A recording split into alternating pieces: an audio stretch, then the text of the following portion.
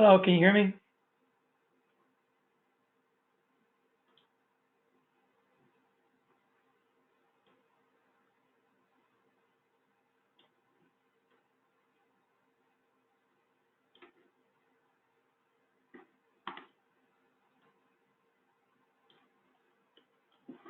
Are you there, Oscar? Oh, yeah, I got you. So I'm on my desktop computer, not my laptop, because my laptop with camera on it seems to be crapping out, but you can hear me okay, right? I don't guess I really need the laptop. I think the recording Zoom meetings with the hard drive constantly running, because it's a spinning drive, is overheating it because the computer keeps shutting off. But that's okay. I'll do it from here. How you doing, AJ? Just an FYI, I have tried to send out past couple of days. Blackboard is obviously overloaded. So I tried to send out announcements, but every time I click submit, it saves the announcement, but it times out trying to send an email to the class. So I don't know how many people we're going to get today. But that's okay. So what I'm going to do is we're going to talk about draw.io. We're going to talk about the end of chapter 10, and we'll get into chapter 11 today, and I'll talk about a little bit today, but I'll probably make an offline Zoom meeting or do a Zoom meeting over the weekend that people can optionally join, and we'll talk about chapter 11 more, and also some more chapter 10, because there's a lot more to the internet. That should probably be on the test. How you doing, Amon? Doing good.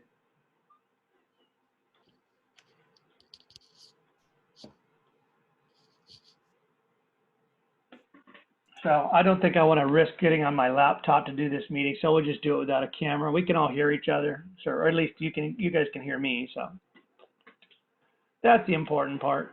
You can hear me and you can see what I'm doing. I'll bring up a Blackboard. I'll bring up a screen in just a bit with what I'm doing today.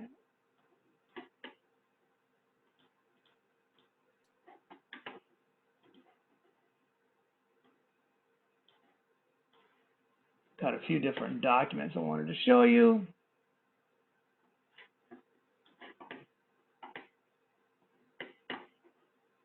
Let's just wait a few more minutes to see who else joins the meeting. What did you guys think about exam 2, by the way? Was it hard?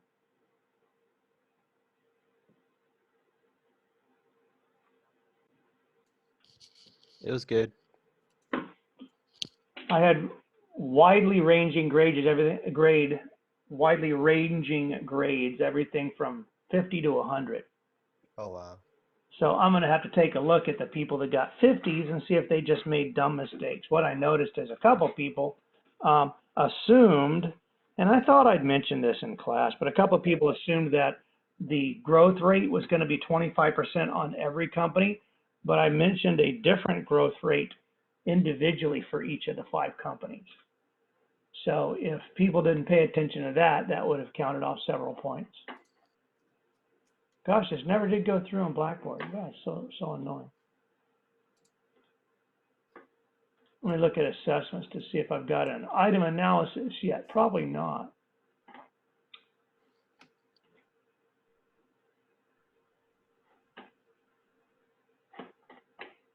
So what I do on Blackboard is something called an item analysis on the test, and usually it's available within a couple of minutes. I requested one on the previous class, still haven't gotten that one. So I guess it's just that Blackboard is being way overloaded.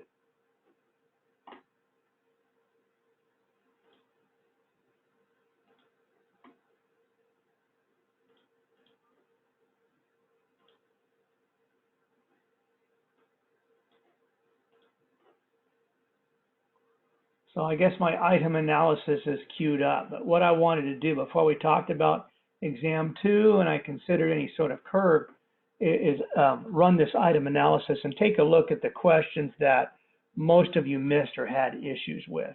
And then in the meantime, I'm still going through all of the exams to take a look at the subnetting assignment part to see if I can give anybody that just made some simple mistakes, give anybody some more points. Okay, so bear with me some more on that.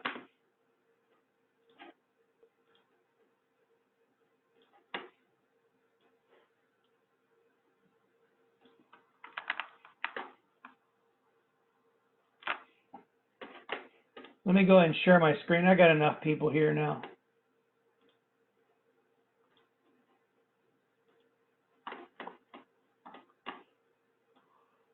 Okay, and actually no, let's go ahead and finish up talking about a few things in chapter 10 just at the end here that we didn't get to yet, okay, right at the end of chapter 10. And I wanted to point out in the middle approximately of chapter 10, when this PowerPoint was talking about, do you need me to turn this into an official PowerPoint or can you see that on the screen? Okay, guys. I think you guys can see that. Okay, let me do something here and change my view.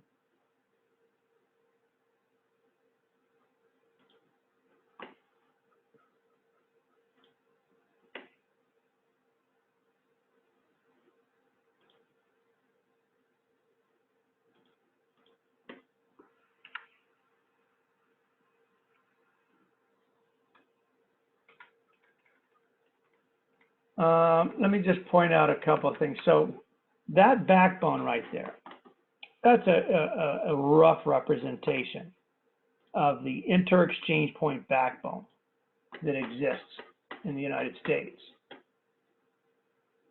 Pull out my chat window here. There is another backbone that's being created, or another backbone that's in place that's quickly growing. It's called Internet 2. So let me scroll down to that slide in this chapter here. So this is an older backbone. It's a little old. This needs to be updated, but that is another backbone network that's being built on a fiber optic backbone between different providers. It's funded by, let's talk about that first. It's funded by an organization called the National Science Foundation. This was the slide, by the way, just before that slide and actually net neutrality, which we haven't talked about yet, but I believe we ended there. Does that sound right, guys? First of all, before I continue, we were on this slide where I was mentioning that there's these organizations that are not necessarily governing the internet because there is no one organization that has control of the internet unless you consider the WIPO, the World Intellectual Property Organization, a governor of the internet, which is not in the notes and not in the book, by the way. So what needs to be added to that slide is WIPO. Who are they? Oh, I can't type today.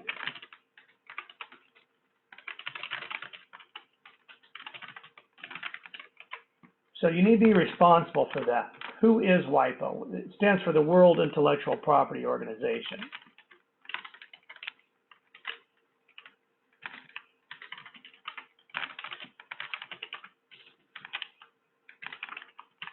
And their primary job these days is handling domain name disputes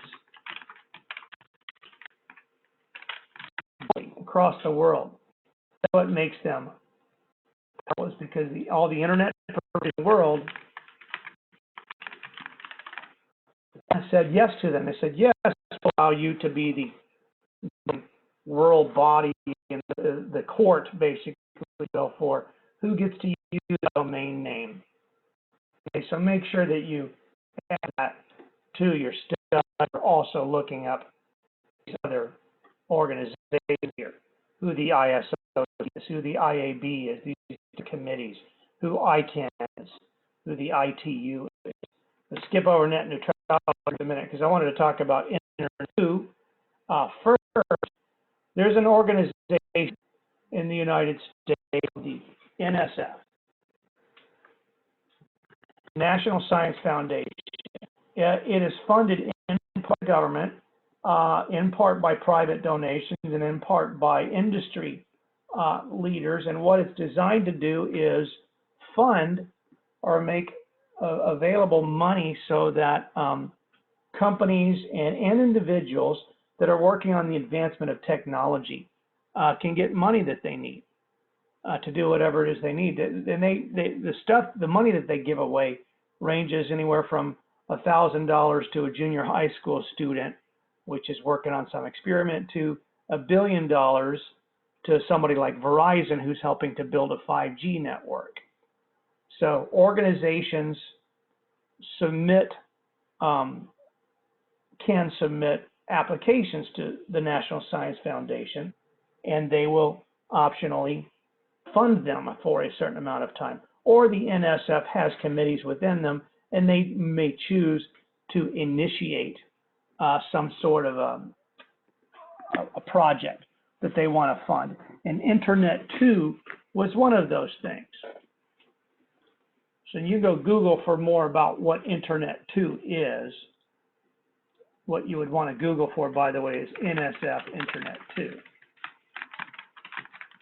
And make sure that you know in general what Internet 2 is. And basically it's a new backbone that's being created. It's actually worldwide, but it started here in the United States, funded by the NSF, to give us basically another freeway system across the United States for Internet. It's exclusively fiber, and the organizations that are connecting themselves up are doing this voluntarily. Some of it's internet providers, some of it's universities, some of it's research organizations. So it is a layer 1 and a layer 2 on top of an advanced layer 3 service. So it's the bottom 3 layers of the internet model. There's a new layer 1, which is better fiber optics. There's a better Ethernet, or a better layer 2 framing protocol, which is more efficient. And then there's a better layer 3 on top of that, which is essentially IP version 6. It's exclusively IP version 6. There is no IP version 4 on top of Internet 2. So supposedly this is a faster, better, more efficient version of the backbone of the Internet.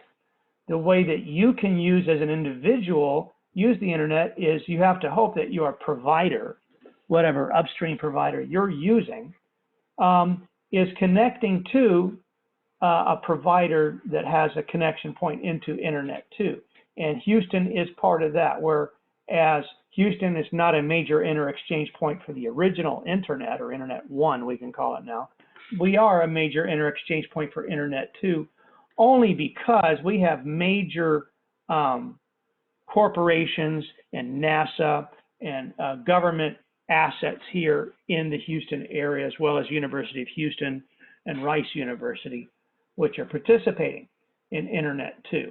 So the equivalent to this would be like having a different freeway system or different roadway system. We've got the surface roads of Houston, which will get you from point A to point Z, but they're not very good. So that's kind of like equivalent to using cellular phone service or a dial-up service for your internet, versus using the freeway system, I-10 and I-59, or well, I-69 they call it now, and I-45, using the faster, more efficient, wider freeway system. Then we have another freeway system, which is not free, it's a tollway system within the Houston city limits, and actually around the Houston city limits, and it's there to provide another way to get around. So that's basically what Internet 2 is. It's another way for your data to get around. So if you were here in Houston and you needed to send data or receive data from Los Angeles, your traffic, your packets, may be going across the traditional internet, or they may be going across Internet 2, with Internet 2 presumably being faster. Okay, so do a little bit more research on your own on Internet 2 and the NSF, and also make sure you know who the NSF is, the National Science Foundation. They've funded a lot of projects like Project Blue Book, and they help fund searching for extraterrestrial planets or extra planets outside of our solar system. They fund all kinds of interesting things. Now, this item, we didn't talk much, well, I don't think we talked any yet about that item in class, net neutrality. So first of all, does anybody that's here know what net neutrality is? Can you explain that to me?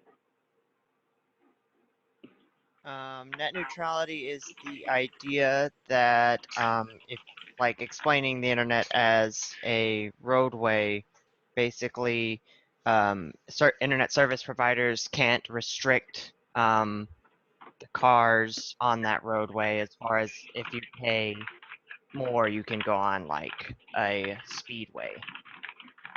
Right. The basic. Yeah, Oh, sorry. that's one way to look at it. What's that? Somebody else said something?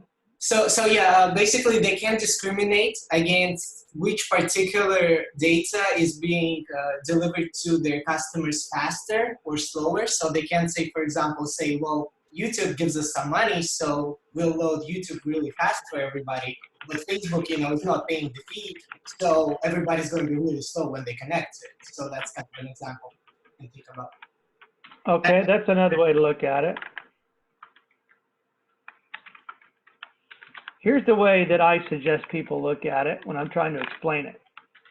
You have basically two entities that are involved other than you, other than the recipient of the data or the recipient of the service. You have the content provider, and we could also say content creator, such as a musical artist or a movie company or somebody that created a program or artwork or something that you want to download or view on the internet. Then you have the network carriers, such as AT&T or Comcast or Verizon. You have the content carriers. And the content creators would be somebody like Disney or Universal Studios or Amazon.com. And net neutrality goes between those things. Let me give you and some of you kind of already know what I'm talking about. Why can't I see the Zoom? Hang on one second. I'm trying to find how many people are here. Where'd my Zoom screen go?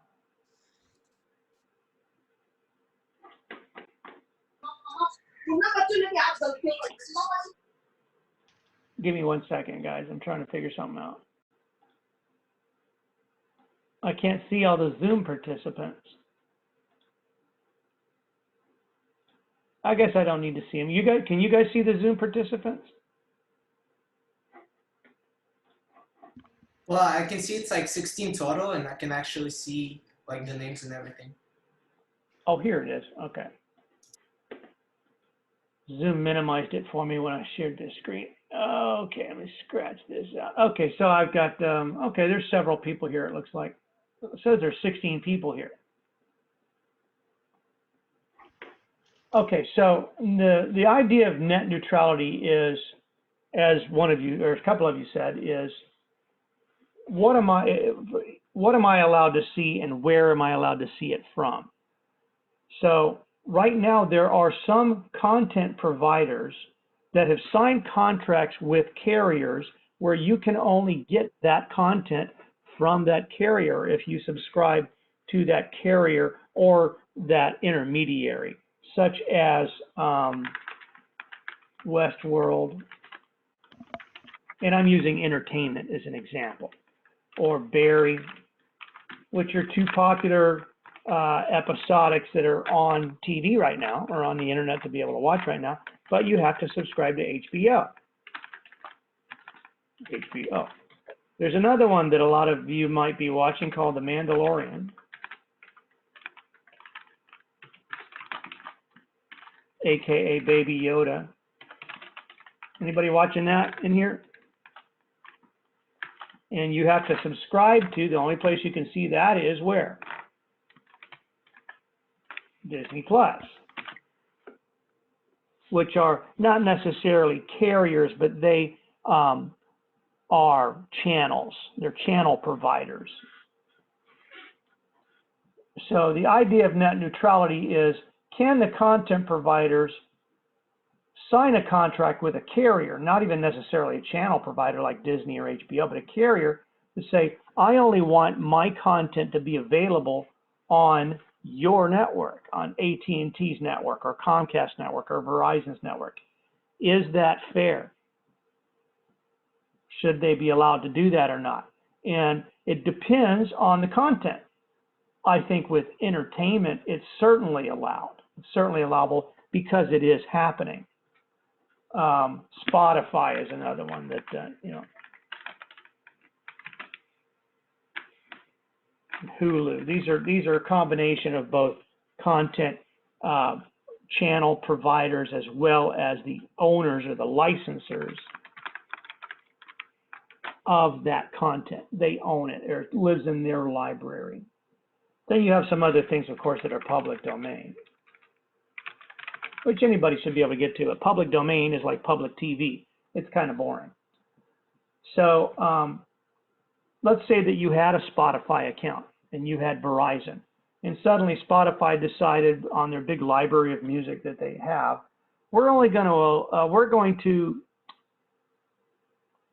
just charge anybody that's on Verizon, or we're going to charge Verizon extra money in order to stream Spotify across the network, across the Verizon network, because we signed a contract with AT&T. So Verizon, of course, is going to pass that cost on to you and increase that cost. Or Spotify may say, well, we'll still let you watch listen to our music or watch our videos if they were Hulu, but we're going to throttle the information so it'll be slower, or you'll have less content available to you or less channels available to you. Is that fair? And that's the idea of net neutrality. So it boils down to, is the content important or not? In other words, is it a utility? Could you live without watching? Could you live without Spotify? Could you live without watching The Mandalorian? Could you live without some of this entertainment? Or playing Fortnite, for example? Yeah, you probably could. But can you live without being able to access the IRS, irs.gov? Or maybe that's not a good example because that's a government website. But we've gotten to the point now to where internet access not only is mandatory these days because of COVID-19, but it is a utility, and you would be significantly harmed, not just as an individual, but as a business, if you did not have access to certain content on the internet. So right now, there are no laws that protect consumers. There was a moratorium put in place which expired, but there are no laws in place that really do protect consumers and small businesses from being victimized by the lack of net neutrality. And the large internet providers and the large carriers will tell you, and the content providers will tell you, oh no, that's not a problem at all. We should be allowed to sign big contracts. But what's happening is, and if you guys pay attention to a lot of things, is that a lot of the channel providers are becoming the content providers, like Amazon, for example, and Hulu. Both of those companies are actually production companies now. They're making their own movies. What was that? There's another, I can't think of it right now at the top of my head, but you know, traditionally it was HBO or Universal or the different, or Warner Brothers, the different studios that were making the content, but now the carriers are getting in on the game. They're trying to essentially create a vertical market. Didn't spell that right, did I?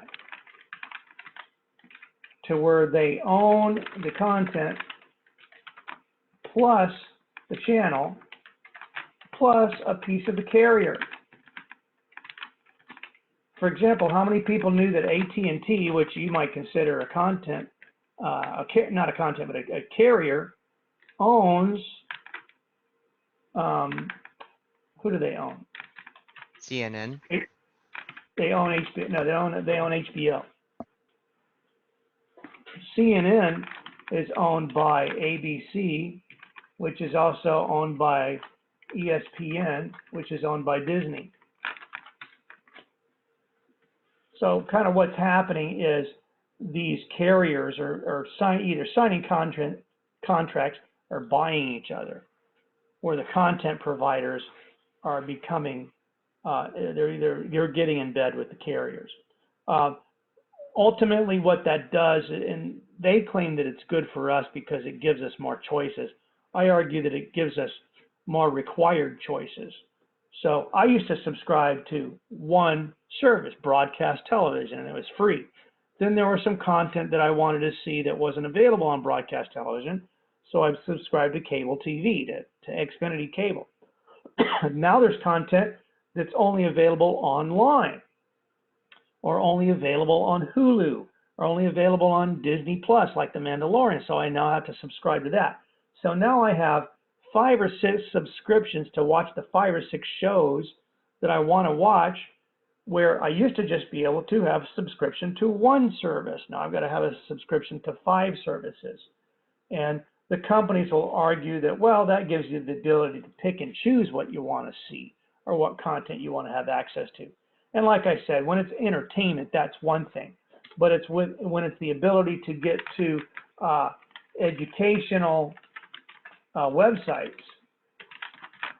or informational websites, which is necessary for either you as a individual to conduct business, or to or even as a business to conduct business on the internet, it really becomes a problem.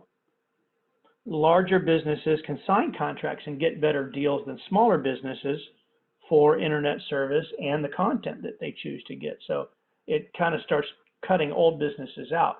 So the federal government looks at this. The trade commissions, they all look at this and they keep an eye on net neutrality. But right now, where net neutrality stands is there is, as far as I know, there's nothing that stops content providers or content creators from signing exclusive contracts. Oh, here's another one, CBS All Access. It's not the same as the CBS network. It's a different thing. They have exclusive content like Picard. Picard, am I spelling that right? Which is basically the adventures of Star Trek, or the adventures of after Star Trek. Basically, Jean-Luc Picard as he ascends into retirement. I don't know if any of you guys are watching that. I might subscribe to CBS All Access just to watch that. I am watching Barry right now, which is a fun show to watch. I also know Henry Winkler, so it's fun to watch it. And then also Westworld, which is an interesting show about androids. Scary stuff, like androids basically taking over the world. So that's it for net neutrality. Keep an eye on net neutrality. It will make much more of a difference if legislation doesn't help to watch that, to make sure that internet providers don't sign a lot of exclusive contracts creating vertical markets or access to information that can be considered important or critical or competitively advantageous to have for small businesses, for example. So is the internet a utility? I argue, right, yeah, it's definitely a utility. Just like electricity is a utility, just like water is a utility. You could not function as a human in our society unless you had access to electricity from somewhere or water from somewhere. Okay, just the last part of chapter 10 here. The internet continues to increase its capacity out of necessity. There's 2 things that a lot of people don't think about, which is significantly increasing our need for having a wider internet pipe. What do you guys think might be causing the need for, other than COVID-19 right now, which is definitely increasing it? But what else is going on? Let's see, I had a couple of documents here. Where'd they go? While I'm looking for those, what else is going on that is causing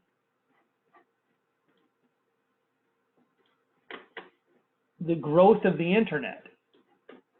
Major things driving the growth of the internet. Here's the first major thing that's driving the growth of the internet, and that is the amount of content that you, and meaning you as an individual or you as a company that you work for, own. You've created a lot of data now. A lot of companies keep data back from the beginning of when they started keeping data. Furthermore, they're putting it into the cloud. The organizational data, as I mentioned before, for most companies is the most important asset for most companies. If you lose your organizational data, whether that's intellectual property or accounting data, such as how much money people owe you, you're out of business if you can't recreate that. So it's very, very important, the organizational data. Because of that, most companies are not storing the originals of their organizational data at their local sites anymore. They're storing them in the cloud, not just so that their employees and their customers can get to it from home, but so that it's safe there. Once something is in the cloud, it is implicitly safe. And you have to use, I use that term with a grain of salt, because anything that you put in the cloud, of course, can be accessed by anybody else if they have the right passwords, but it's safe because once it's up there in the cloud, figuratively speaking, clouds are very difficult to destroy, and the data gets multiplied 100 or 1,000 times or more in the cloud by the cloud providers, by other people that choose to copy data out of the cloud. In other words, you could probably recreate your organizational data if your entire building where your organization existed burned down and all the computers were lost. You could probably recover it out of the cloud. So because of that, because we're moving everything into the cloud, we've got to have fatter pipes to the internet. Furthermore, and here's the second big reason, is because things, subscriptions, content, behaviors, things that we used to traditionally not do on the internet have now all become internet-based, such as broadcast TV. We don't watch TV anymore. We watch Netflix. We don't go to the bank anymore, or some of us still do, but we do our banking on the internet. We don't do our buying as much in person anymore, and certainly right now, not at all. I wouldn't suspect. I would say going into a Walmart right now is probably the stupidest thing anybody could do. If you want to guarantee yourself the COVID-19 virus, go to Walmart. You're buying everything from Walmart.com or Amazon.com or wherever it is you buy, or Kroger.com. Because we're streaming, this kind of goes hand in hand with the broadcast TV. We're not doing that. We're streaming everything. We're radio stations. Nobody's really listening to over the air. By the way, that's a term. OTA, that's the opposite of streaming. Memorize that term, over the air. That's what that stands for. That equals broadcast content. These days, we're not doing this.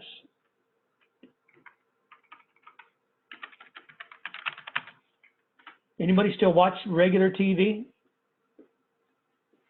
Or what we call, another thing that we call this, by the way, is push TV or push entertainment, where it's being pushed to you. You watch whatever's on channel 2 or whatever's on channel 11, you just turn it on at a certain time. But most of you, basically everybody under 30, if I had to venture to guess, you guys are using pull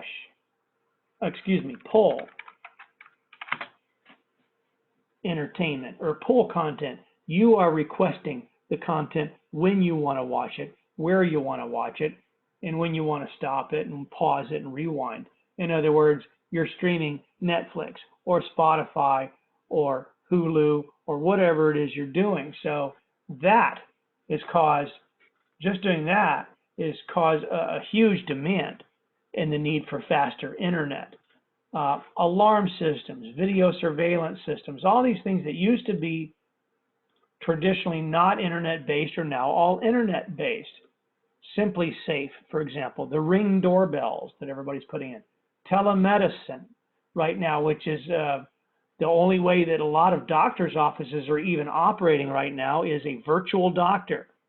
You whip out your phone and you literally schedule an appointment for the doctor to FaceTime you, your GP or your family physician. Now, of course, you can't get everything that you need done that way. How about this one I just came up with on the fly today, teledentistry.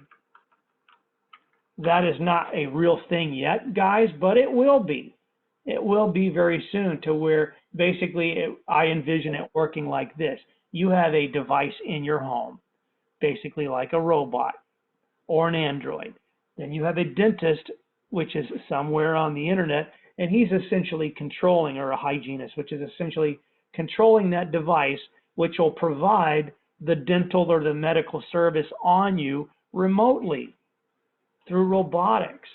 Sounds a little scary, you know, because we're not quite there in technology, but it's close. I mean, I'm going to say it's 20 years away or less, to where, and even the telemedicine, telesurgery, things like that, to where, of course, teledentistry. No, I'm not saying you should. Your dentist is going to say, okay, reach in with a pair of pliers and pull out tooth number 3. Obviously, you can't do that yourself, but there's going to have to be hardware involved. But maybe 50 to 100 years from now, what we're going to see is humans not moving very much. This is my opinion, and this is my future thought. We're going to see humans and businesses not moving very much. This whole COVID-19 thing is simply exaggerated and accelerated what we're all moving towards, and that is not meeting each other face to face for anything, for entertainment or personalization, socialization, or business. We're doing everything at home. Everybody's doing everything at home. Not everybody, but 5% of the world is doing everything at home right now, causing super huge demand on it. And that's probably why, like, Blackboard is not working right now. I've tried to do an item analysis on exam 2. I schedule it an hour and it's not happening.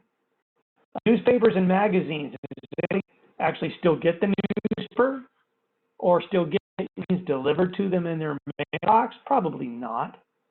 But you get similar content. You might subscribe to an e-zine or subscribe to a service which sends you information. And maybe you're not doing that right now as an individual, but if you go to work in the finance industry or the medical industry, you're definitely going to be subscribing to online periodical information to stay current on what's going on, current events.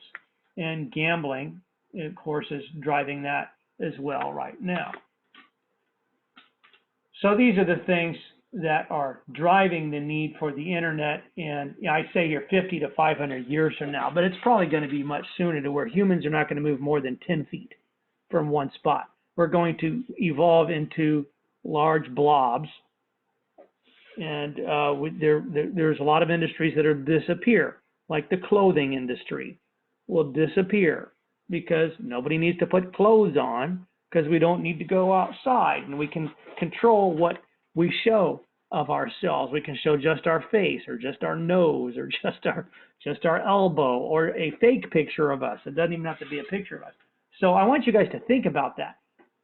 It's interesting stuff to think about. Here's some other terms, and some of these are commercial items that I want you to pay attention to with respect to Chapter 10. These items are not in, forget draw.io for a minute. These items are not in, what is all that stuff? Is somebody drawing on my screen? Why is there tic-tac-toe showing up on my screen, guys? Are you guys doing that?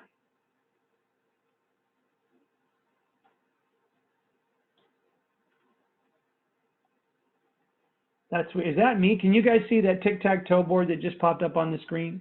I saw it. Is somebody Now it's messing gone. around? Yeah, I know, but is somebody messing around with me? Or is it this thing? Maybe it's just maybe it's this. I don't know. I think somebody's messing around. Maybe hacked Zoom. I don't know. Don't really care, as long as they don't draw nasty pictures. Things that you need to look at and be aware of are these terms. PRI. Now, I had mentioned this technology right there, first of all. Pay attention to that ISDN technology. It really doesn't exist that much anymore. There was basically, back in the 90s, there was two ways that you could get faster speed internet if you were a small business or an individual. You could either get ISDN or DSL service. ISDN was a dial-up service, but it was a 64 to 128 kilobit dial-up service, as opposed to the 2 kilobit service that you got with analog dial-up. DSL was anything from a 128 kilobit up to about 1 megabit service. And now these days you can still get DSL up to 12 to 25 megabit service. So DSL kind of quickly killed ISDN. In terms of the consumer grade ISDN, which was 2 channels, 2 64K channels, which equals 128K. That's where that 128K maximum came from, because the consumer grade product they sold was called 2B plus D. Oh, excuse me, not to, or what's called a BRI, Basic Rate Interface. I don't know of anywhere in this country that you can still order basic rate interface service. I do know that you can still order primary rate interface service, or what's called PRI. Okay, Comcast has PRI, AT&T has PRI. If you were to call Comcast today as a business and say, I want a PRI trunk delivered to my business, they will certainly write you a contract. Probably none of you in here have ever heard of PRI. That's like we're in a Real Westworld episode. You mean right now? Not really. I would like to be in a Real Westworld episode, Jake. Anyway, so PRI stands for Primary Rate Interface. It is 23B plus D channels. In other words, it's all 24 channels of a T1 circuit. Remember we learned about T1, 1.54 megabits per second? And that's because it is quantity 24 64K channels bonded together. A 23B plus D says, let's take 23 of those channels and make those what's called bearer channels, or highway roads or highway lanes, for example, and let's use one of those channels as a signaling channel, like a special out-of-band channel, which we bring up and tear down the circuit on. So a PRI is just a little bit under 1.54 megabits per channel of a digital service.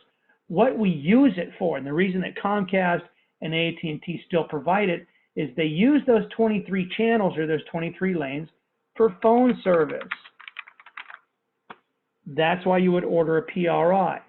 Let's say you wanted 23 concurrent telephone calls from your place of business to the outside world.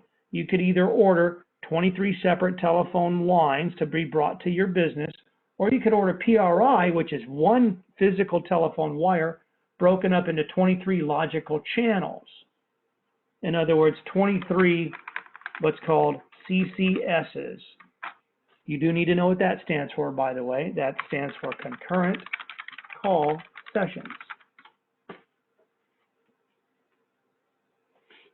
Right now on your cell phone, you have 2 concurrent call sessions, because you can make a phone call, then you can put that person on hold and do a 3-way call and call somebody else. That's 2 concurrent call sessions. 23 concurrent call sessions per PRI means I can get 23 telephone calls. Now, that's not related to telephone numbers. You can have an infinite number of telephone numbers or one telephone number. They're no longer related to the concurrent call session because it's all digital at this point. It's just, consider a telephone number like the name of a freeway, like I-69. Interstate 69 in some places has 2 lanes, and in some places has 10 lanes. It has 2 channels or it has 10 channels. It depends on where it is. So keep those terms in mind, that you can't order PRI. Most PRI is not brought the traditional way anymore. We don't bring it via a copper pair of telephone wires into a business anymore. We're usually bringing it on fiber, and they feed it into a special fiber device or protocol converter like an ADTRAN. ADTRAN is a brand, kind of like Cisco is a brand. So I was working on just one of those today called an ADTRAN 900 device. So let me show you what one of those looks like. I just Google for ADTRAN 900 rear. I'm going to click on images here. This is the back of what an ADTRAN 900 looks like, okay? That's the power cord there. There's 2 Ethernet ports there. There's 4, notice how, I know that's a little small, but that basically says T1 PRI on it. See, how do I blow that up? Oh, there, blew it up. Can you guys see that a little bit better? Those are T1 ports. A PRI is a T1 that's been channelized into 23 data channels and 1 signaling channel. So I can run 4 separate sets of wires into these ports, and those wires, the way that this site had that I went to is, this wasn't receiving data from the phone company, it was providing data lines to a phone switch, a PBX, a piece of hardware sitting at the company site to provide phone service to internal telephones. They were getting their internet service through these Ethernet ports right here. You would either connect like a Comcast cable modem, which has an Ethernet port on it, directly to one of these, or you would have a fiber modem, which had a fiber line coming into it and then an Ethernet cable going right into this box, just like any other Ethernet device on your network. And then this device converts them into 1, 2, 3, or even 4 PRIs. You might have that kind of connector right there. That's actually an analog connector right there. Each pair of these little wires, can you see what I'm pointing to here? This blue connector. Can you see the little hand, by the way? I don't know if you guys are seeing the same thing I do. Yeah, I can Somebody see say, okay. So each one of these little wires is one analog style telephone line. So if I had an old school telephone system, like a 25-year-old Toshiba or Panasonic, or an old, what's called a PBX, and you do need to know that term, by the way. What is PBX? You can go Google for that later on if you want, but no, PBX. It stands for Private Branch Exchange, and what that basically is that's the old school telephone box that lives at most small to medium-sized businesses that their old school telephones connected to. I go into doctor's offices all the time, and they're either still using an old school telephone system with a PBX box on the wall in a closet somewhere, and either analog phone lines going to it, or one of these devices that Comcast or AT&T gave them so that they could get these analog wires to the PBX device, or some of them actually you can feed these PRI lines into. Not everybody in the world, not every office in the world has gone to VoIP. The difference between VoIP and PBX is that each one of the telephones is an individual standalone device by itself. It is not connected to a PBX. It's basically communicating with a server somewhere, just like your PC or your laptop is communicating with a web server when you're surfing the net. I'm talking to you on a voice over IP telephone right now. It has an IP address. It has an application layer address. It's got a password in it. It's logging into a server that's sitting out there somewhere on the internet. So VoIP is not equal to a PBX. We don't need this kind of equipment. All we need is a cloud PBX service out there, which is just a web server sitting out there somewhere. But there are so many businesses. It surprises me how many businesses out there, big businesses too. In fact, the bigger, the more often I still see old school PBXs out there. The FBI, if you walk into an FBI field office or an IRS office, they're still using 30-year-old telephone systems, either Nortel or Toshiba or Panasonic. And that's because the most expensive thing, one of the most expensive things that you can do at your business is replace the end user equipment because it affects everybody.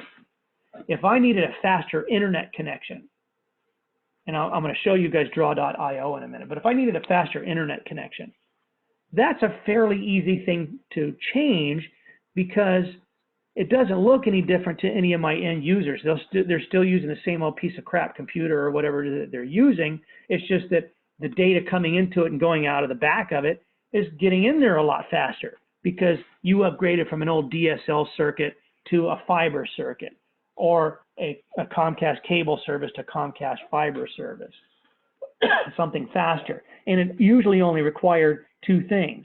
It required changing out the modem, the gateway device that connects you to the outside world, and the circuit itself coming into your building. If you had to change out a phone system because you wanted to upgrade to something that wasn't 30 years old, you have to replace generally every single device on that phone system. Otherwise, if you just did 10% of your employees, well, those 10% of those employees couldn't talk to the other 90% of the other employees because they're still on the old legacy phone system without basically dialing a 10-digit number to get into the old system. So switching out these old PBXs is expensive. So what a lot of internet providers are doing is they say, look, we'll give you PRI service simply because you can get PRI cards or you can get PRI connections, or we have this funky blue connection right there. By the way, that's called a RJ21X. Not that I'm going to ask you what that is, or sometimes it's called you have an RJ11 jack on a phone. RJ21X basically means a big ass thing that has 25 phone lines in it. I can feed that into most PBX systems. That to me, when I see a blue connector like that, that's called a D connector, that brings back memories of old PBX systems. If you were to Google for like a Toshiba DK card, the card that goes into an old system. All of these cards have in common with them those connectors. Actually, it's down here. It's the connector. One is actually a connector that plugs into a board. This is a common line in those old PBX systems. So that connector there is an generic connector. The P1 connector there, an RJ11. It's an extremely generic connector. So Comcast provides you with one of these, or you rent it from them. Atran Total Access or Atlas 800 or Atlas 500, everything along those lines. So I want you to at least be familiar, because I might ask a question or two. I'm definitely going to ask a question or two about PRI and BRI on the test. But make sure you know, if you go Google for admin PRI and what is PRI, that'll help you. Go also Google for Comcast trunking, and you will find a listing of the offerings that Comcast provides to you on basically how to get telephone service to you. They call it Comcast trunking or Comcast enterprise trunking service. Okay? Google for VoIP if you don't know. I'm assuming everybody knows what VoIP stands for. Do you guys know what that stands for? Voice over IP. That's getting away from a PBX to where your telephone service, the actual communication, the audible communication that we as humans are engaging in, doesn't use a PBX, doesn't even use a real phone. I'm talking to you right now on a thing that looks like a phone.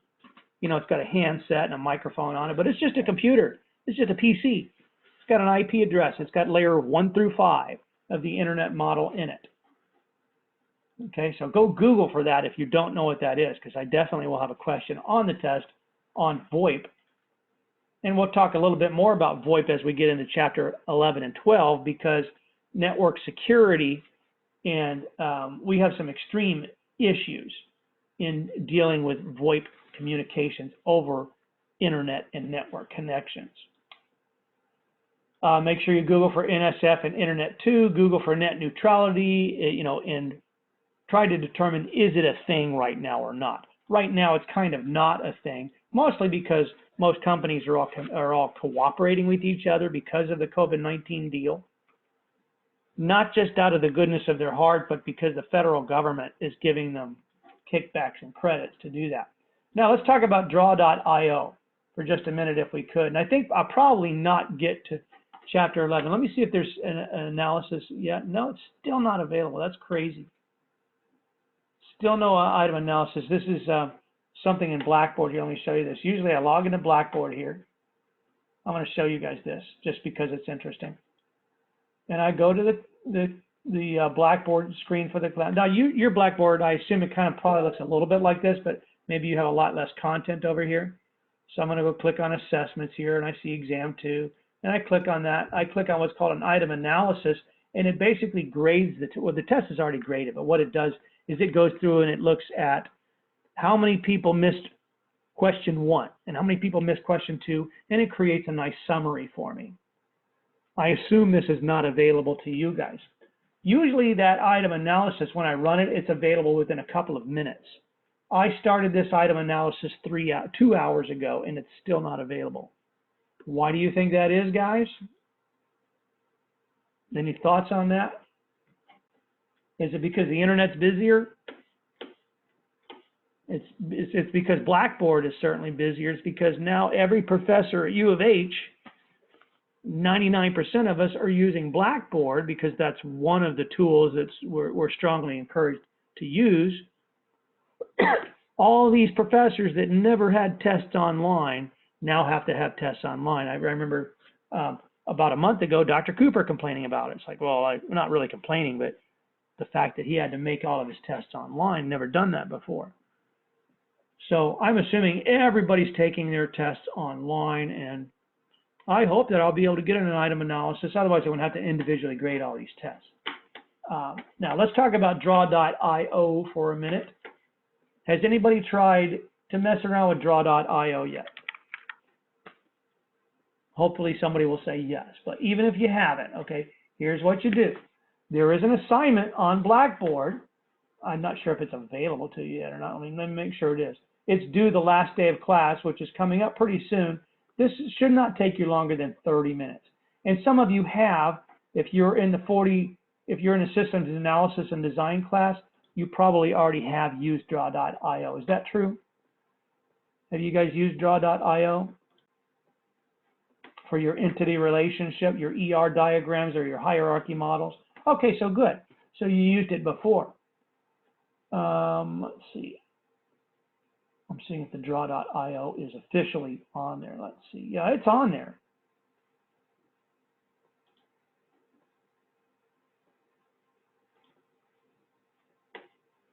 Let me just double check it real quick here. So yeah, the due date's long past. Let me change this due date for you while we're sitting here right now. So I'm going to make that due April 26th. Is that good enough for you guys? That's after the last day of class. Make it due April 26th. You got an unlimited number of attempts, so you do this a bunch of times. Here's what you're going to do this is basically you're going to submit to me in the notes of this the link on Google Docs. I want you to use Google Documents for this so that I don't have to download anything, or that I don't have to look at a static picture. I can literally look at your drawing. I click submit on that. Okay, so for those of you that haven't looked at draw.io yet, simply go to draw.io. This is also assuming that you have a Google account or Gmail account. The last day of class, that's a good question. It hasn't changed. We're almost there. In fact, if you were to Google for University of Houston, badly spelled, 2020 calendar, there it is right there. This look familiar to you guys? Here's spring 2020, regular session. Last day of class is right there, April 27th, 2020, or Monday. So we're pretty much almost there. I got like 2 or 3 more class periods if we pulled up a, let's see. So we've got basically the 20th and the 22nd and then the 27th. So we have officially 1, 2, 3 more class periods they were supposed to meet, quote unquote, meet on Zoom. So I want to use all 3 of those class periods. Okay, so that's our last day of class, April 27th. That's the day that the exam 3 will be available for you to take, and I'll probably give you until Friday at midnight, May 1st to finish it, maybe May 2nd. I have to take a look at things. I have to get my grades in by a certain time. All of the assignments, and I know I haven't really talked about the Wireshark assignment at all. I think I'm just going to make that one optional, to tell you the truth. Or I'll send you something that you can do at home with respect to the Wireshark assignment. But I definitely want you to do this draw.io assignment. So, Gmail account in hand, we go to draw.io. Make sure you've got a Google Drive space. I'm going to create a new diagram. Here's draw.io. I'm going to scroll down to network, or look down here at a network diagram. The easiest way to learn how to use this is use an existing template that already exists. Click on that one. Here's a whole bunch of templates. Now you'll notice that you can draw diagrams with real pictures, real photos, or icons, or draw squares and boxes yourself. So here's an example of one. This is, here, let's just double click that one. Let me pick a folder. I'm going to stick this in my Google Drive MIS 4477 folder. I don't care where you store it. What you're going to do for me, by the way, is after you create this, you need to share that document in your Google Drive. And if you don't know how to do that, go Google for that. But you need to share that document with me. And then in the assignment link on Blackboard, submit the link to that document. I prefer that you call the document something like, don't just call it draw.io assignment. Call it MIS 4477 Spring 2020 dash, and then your name, which would be helpful. Something like that. So it gave me an idea of whose I'm looking at. That way, just in case you don't, you forget to submit the draw.io assignment, if somebody just randomly shared a file with me, and it's called draw.io MIS 4477 Spring 2020, at least I can go grade that. So anyway, here is an example of a template that already exists. This is a rather involved one here. Let's take a look at what some of these elements are. And this, by the way, is why I like draw.io as opposed to a lot of the other drawing programs, is all of your icons, all of these pictures here that we're looking at, the circuit lines which are drawn here, you can optionally anchor them to the item. So when you drag an icon around, the circuit line stays anchored to it. Or you can add new circuit lines. I think I accidentally removed one there. So that's kind of cool. I think that's neat that you can do that. You can't do that with some drawing programs. Certainly with the paintbrush program, even with 3D Paint, I don't think you can do that. Okay, so that's one good reason to use draw.io. In this example, they've drawn conceptually 1, 2, 3, 4 different lands, and they've drawn a relationship between the local area network and then a access layer switch here, which looks more like a gateway because it's also got Wi-Fi. That's what that is implying. By the way, I'm going to change that anchor point there. The best way to learn how to use this draw.io assignment is either draw.io program, excuse me, is to either begin experimenting with it. Sorry, somehow I screwed that up. Begin experimenting with it, or watch a video on how to use it. I screwed that up. Control Z, Control Z. Let me do some undos here. Undo, there we go. Undo, undo. I accidentally changed the anchor point. I had intended to move only the cell phone around. What is that?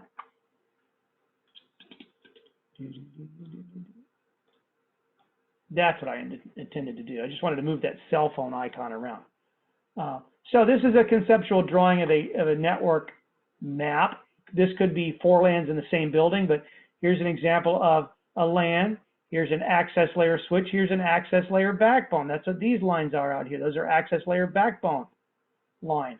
Here's the distribution layer, or maybe even the core layer. It's probably distribution layer. What does that icon imply that that is, by the way? That's a silly little icon, but it's a firewall. This function is usually inside that device, that gateway device, but you might be using an external device for it, so we'll draw it on the outside like that.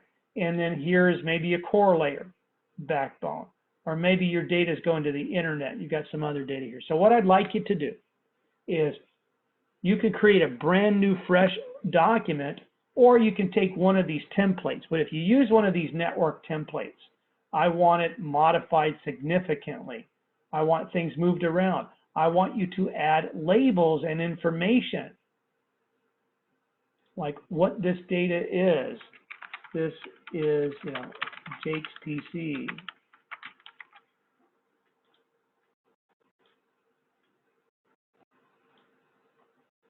Okay, I want you to add information about what that is.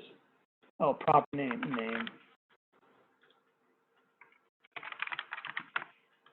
I do that right, Jake's PC.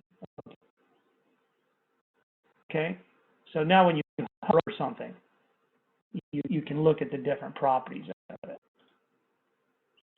So add things like that, property name, located, room to apply. So see what that is? This is a nice dynamic drawing program. It's not, it's a modeling program. It's a modeling program, but it's not a simulation program.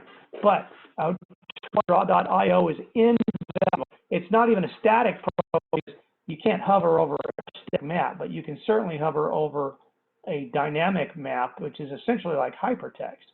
I can hover over that and it says that's Jake's PCs in room 122.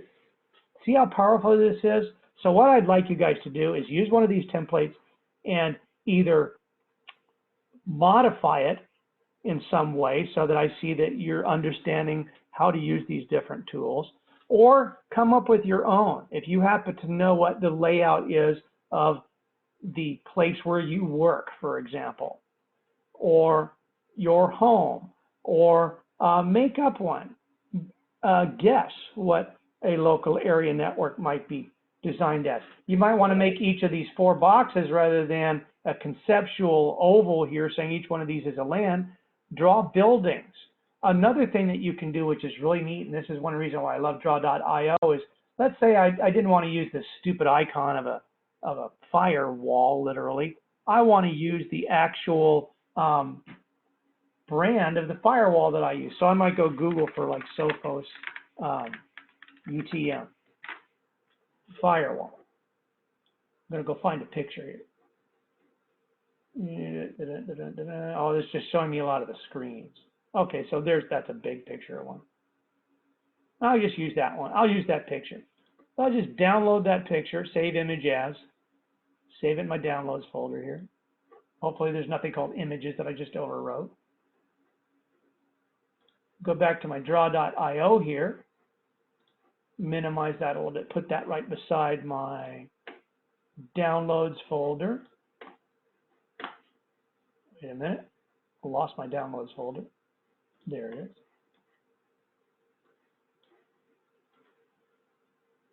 There's that image that I captured, and I can just throw it into my map right here. I just throw it right there for a minute. And I literally threw that picture into my draw.io document. And now I can replace that stupid thing. I can erase that because I don't like that. Put that in its place. Take these lines and re-anchor them to this device now. So now I can say, oh, wait a minute, it's not anchoring. There it is. So now I've anchored that, so now I can move that one around. Isn't that neat? I think that's neat that you can do that. Make sure you're saving this. File, save. So start working on that now and start playing with it. I like drawing network drawings, and and that's the very first thing that I refer to when I go into a company website or a company when they're asking me to do some firefighting or helping them with network maintenance or network management, I say, well, do you have some drawings? And they may say yes or no, and I'll say, do you happen to have any dynamic drawings like draw.io that I can have access to? And sometimes they'll say, yes, we do. Here's our network credentials, and they'll share this drawing with me, and I can look at the drawing and a lot of times figure out what's going on simply by hovering over stuff and seeing what stuff is. Let me get off there. Or adding information to it. So this is a very, very powerful network management tool. Not really that complex a tool, but you'd be surprised how helpful just that is. And that's why I'm really pushing you guys to use draw.io. I'm going to grab another one, new network. Here's a simple one at the very bottom here. Here's a very simple, I'm just going to use the root folder, but here's a very simple home Wi-Fi network. Now, if you just turn this into me, if you just went, okay, here's my draw.io assignment, and you don't change anything there, you're not going to get a very good grade on that. You're going to get it like a D- on that. I want you to add to that. I want you to change that. I want you to name some of those things. I want you to maybe grow this. Let's say you want to duplicate this. You can highlight all of these items, Control-C and Control-V, copy a whole other wireless network over here. Have two of these. And let's pretend this is like a dual function firewall. It's got multiple LAN ports on it. That's actually connecting over to here. You know, do something interesting with it. Okay, guys? Got any questions on that and what I'm looking for? And label this. Add some labeling to it. Where's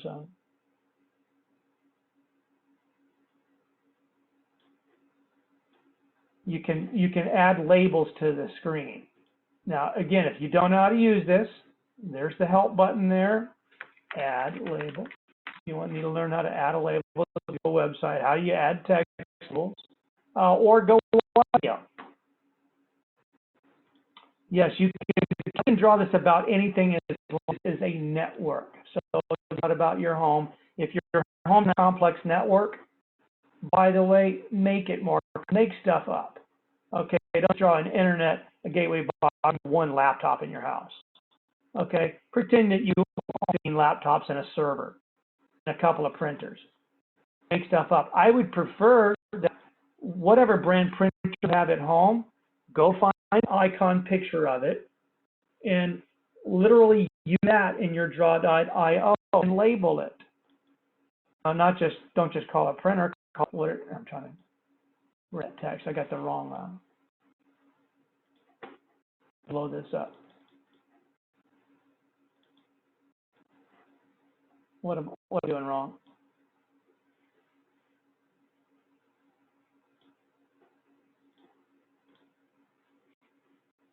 I've got the wrong. I've got the wrong thing in my hand here.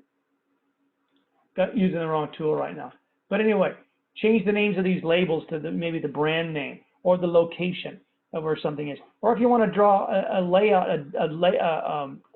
a diagram of your apartment or your home, how it's physically laid out, and put, here's Dad's computer and printer, and here's mine, and here's the Xbox, and here's the Ring doorbell, and here's the Google Mesh network thing in the attic. Whatever. Draw something like that. If you do draw something from scratch, I'll obviously be able to tell, and it's more likely that I'll spend about 30 seconds looking at it and go, well, that's pretty good, I'll give you an A. If it looks too much like the original, like if you do this, move a few things around, okay, or I'm done with my assignment, you're not going to get a very good grade if you did something like that. You're going to get like a C on it. Now, it's only 5% of your grade to do this, but still, I want you to make it a little more interesting. Change some colors, change the lines up.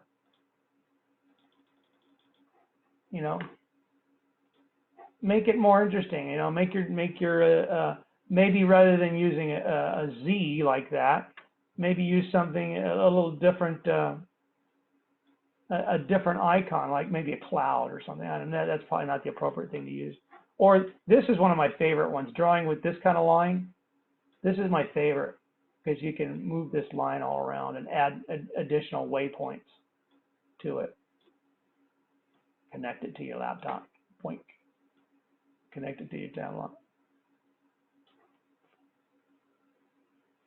So have fun with that. Play around with that, but do something meaningful with it.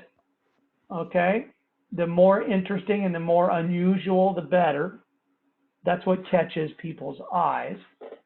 And you can Google for, there's lots of more templates out there other than just what you see in the program. If I open another window here and I go draw.io examples of networks, maybe even a data center networks. There's lots of them. Here's a video on how to create an infrastructure network diagram using draw.io. Create a rack diagram. This is what I do in my data center. Number of expenses that's dedicated to drawing rack diagrams. But to show, Let me turn that audio off real quick. So inside a data, now in this example, this guy's literally drawing his own squares and rectangles. I don't recommend doing that in a rack diagram. I go grab a picture of a Cisco Catalyst switch and throw it into that, I size it to fit into that rack. There's tons and tons of pictures. 48 port switch. Just go Google the internet. And now that's, you can use that one or maybe use one. Click on images here. Use one that's a 2D image like that. So all you got to do is copy that image or drag and drop that to your downloads folder. Or we should be able to, if I got draw.io open over here, where did I go?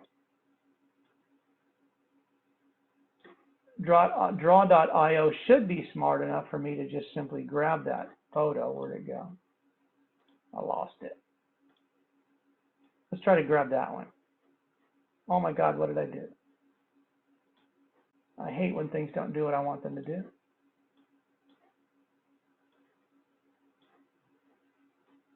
I hate how Windows 10 tries to be smarter than you are. So I literally just dragged and dropped that photo of that Adtran right onto that.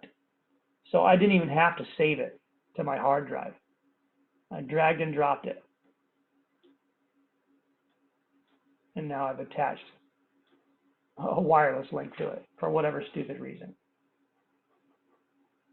Okay, so play around with that, guys. See how creative you can get. The more creative you get, and the more time, obviously, that you spent on it, the better. And again, the way that you're going to submit that to me is rather than download and save a static file of that. I don't want that. I can't do anything with a static file. I want you to give me the link to the file so that I, if I choose to, can edit that and decide to move that around or move things around just to see if you truly made it dynamic or not, if you anchored your lines, if you edited information into these devices. Okay, got any questions about it?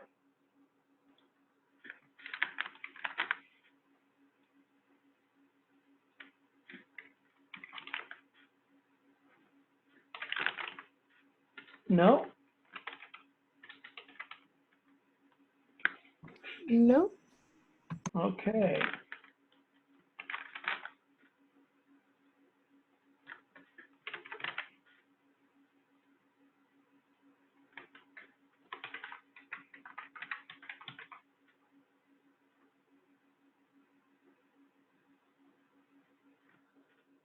So neat stuff, I think. To be sure, April 26th, draw.io assignment. Let's take a look again at the calendar. So draw.io, the last day of class, according to the schedule, the official schedule, is April 27th. So what I'm going to do as a professor is on April 28th, probably not in the morning, in the evening time, I'm going to start logging in, and I'm going to start looking through Blackboard, and I'm going to look to see what assignments have been submitted. So I'm going to log into Access, uh.edu. what I see when I log in. I'm going to try not to show people's grades, but just want to kind of give you an idea. I see. I'll show you a different class. How about that? I'll give a class from the past.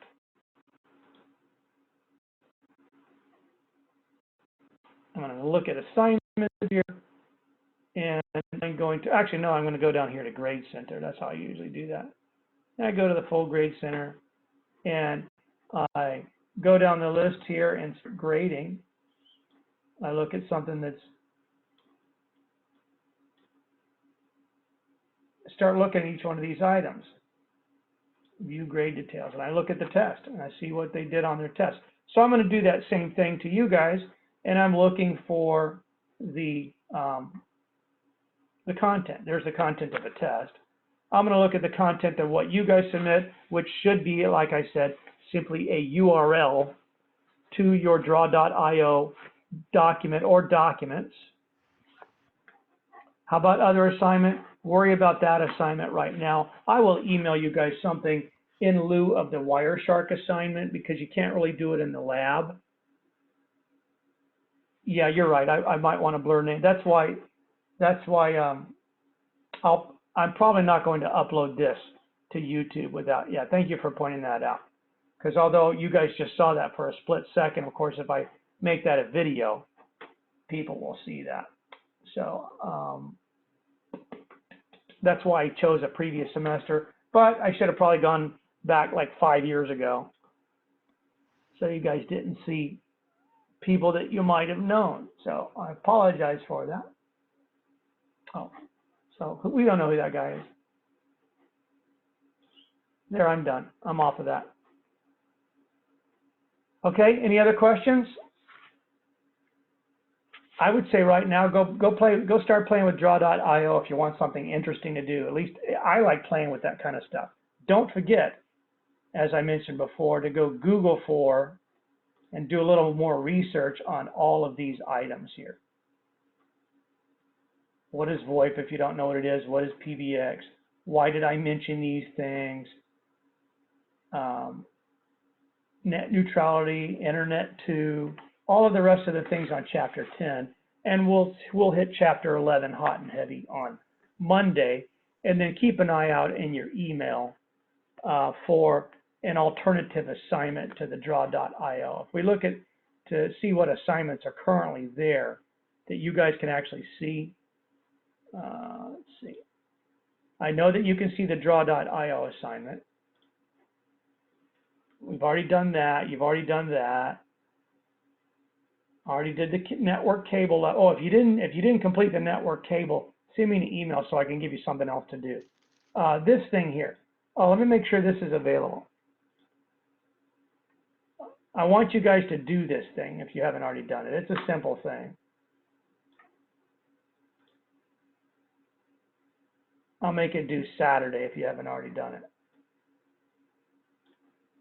It's basically go check out these videos and answer a couple of questions. Very simple stuff. You can submit it right here. Don't need to send me a Word document or anything. Just submit it in the comments field of that, okay? What else? Will you upload the document where you're writing all the notes from today's class somewhere? Well, yeah, I'll upload the video, but as it was Samantha, or who pointed that out? Somebody pointed, Esmeralda pointed out, I need to blur out those names. And also, I'm going to need to cut the first few minutes of nothing happening off the front of this video. You can try to do this packet capture lab if you want on your own. Just make sure you pay very close attention to that. And the big notes in it that says, don't do this if you're not in the lab. Note, do not do this stuff if you are on a remote connection, stuff like that, if you want to do that. Okay, but I really need to, go ahead. I was asking not for the video, but like, you know how when you write notes as you go on a document while you're That? Yeah, the document itself. Would that be posted somewhere? Well, that'll be in the video. Would you prefer that I actually copy and paste that somewhere into a document on Blackboard? I mean, I it'll can, be easier, but it's, I guess we could also look at it from the video. I could do that if you want to. I mean, it definitely will be on the video, but I'll put these notes on the Blackboard on Blackboard as well. Okay, thank you. With respect to today's date. So if you haven't looked at this Wireshark assignment, go ahead and look at it. But at this point, I'm kind of making it optional in the lab, or optional as a lab. And that's because some of you don't have, you're not going to be able to do some of this stuff because it is specific to a Windows PC. Some of you don't have a Windows PC. You have access to your Windows virtual machine, but if you do some of this stuff, like if you do ipconfig release on a Windows virtual machine that's in the cloud, you no longer have the ability to access it. So you can't do some of these things on a virtual machine. You have to do it on a real computer or skip the steps. So I need to rewrite this assignment because of stupid COVID-19. So can't really make it mandatory. I highly recommend it because one of the big tools, most popular tools, other than draw.io for network managers, when we're doing network troubleshooting and we're figuring out what's causing a lot of traffic on an internet connection, or specifically a connection into or out of a server or a workstation, we will fire up Wireshark on that server or that workstation and turn it on, and it helps us sniff the packets. Now, unfortunately, Wireshark doesn't do what it used to do. In other words, we used to be able to actually sniff the network packets outside of our computers. But really, the only place that you can actually look at the network traffic these days with Wireshark is anything coming into and out of your specific computer. You can't look at just any old network going by on the network highway unless it was addressed directly to you. So it's made Wireshark a less powerful tool.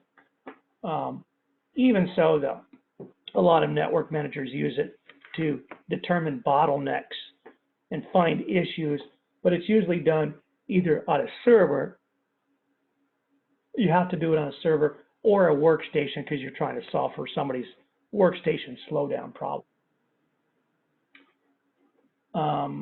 If you have a PC, you can go ahead and download this to your PC. There, I'm sure there probably is a Mac version too. Yeah, there we go. There's a Mac version. So you could download this, and then there's plenty of other tutorials.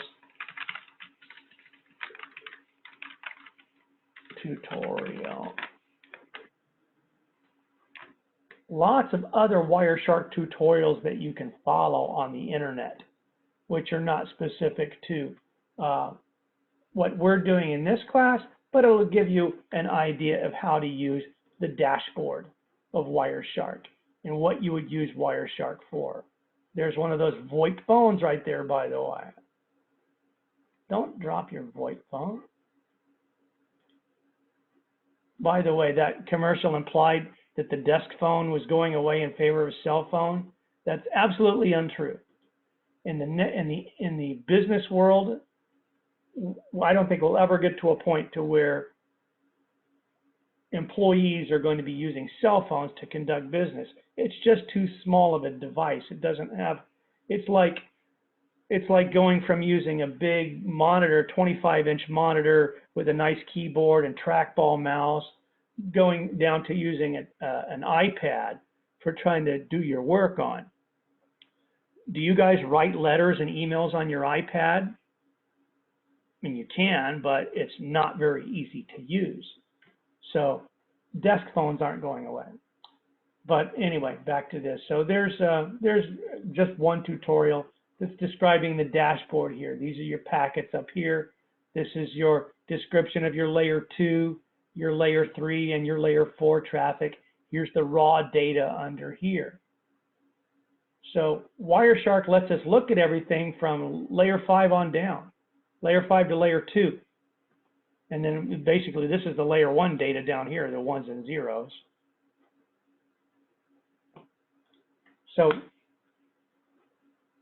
I'll try to find, I'll send some links also, guys, of some videos. I need to watch a few of these and see which I think are some better ones to do, or I'll make my own. A lot of these are very old. Probably need to change this and go, let's find one that's been made within the past year, not one from 5 or 10 years ago.